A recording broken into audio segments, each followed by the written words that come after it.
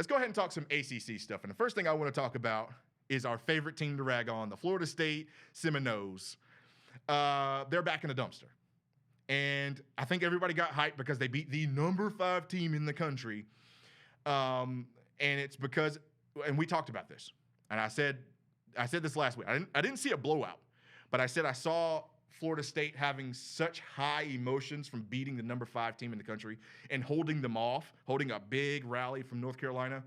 I said I thought that was going to hurt them going to Louisville, where Louisville was coming off of a heartbreaking loss to Notre Dame. They were playing great, could have won the game. You know, their trajectory was going up when Florida State was going down. And they got waxed. Yeah.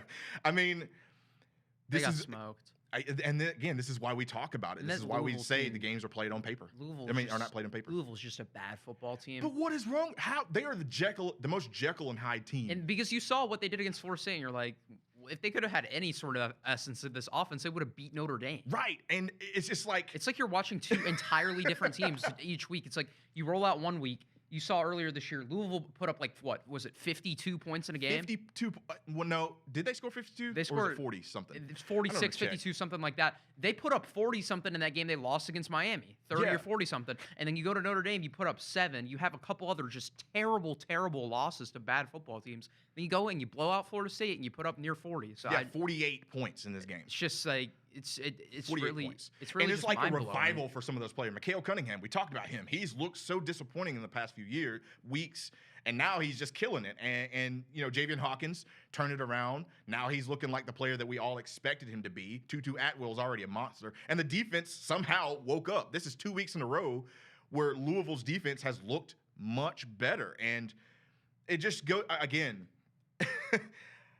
The ACC is so weird. This is one of the reasons why the Coastal basically is still the Coastal, and they're not even in the Coastal. These teams are in what would be the Atlantic, but because they go and Florida State has the capacity to beat North Carolina, but lose to Louisville, I don't get it. Now, I understand you have some things going on. Jordan Travis was doing the best he could, and we already know they're kind of handicapped with the guy because he's not the best passer.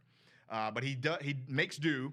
But the problem is, kind of like with Frank Latson and a little bit at Clemson, you can't complete passes that are dropped. If you're dropping passes everywhere, you can't do it. Keyshawn Hilton had 2 touchdowns that he dropped. 2. You add those touchdowns in, right? So they scored 16 points. You're already talking about them being very close to in the game, keeping it competitive.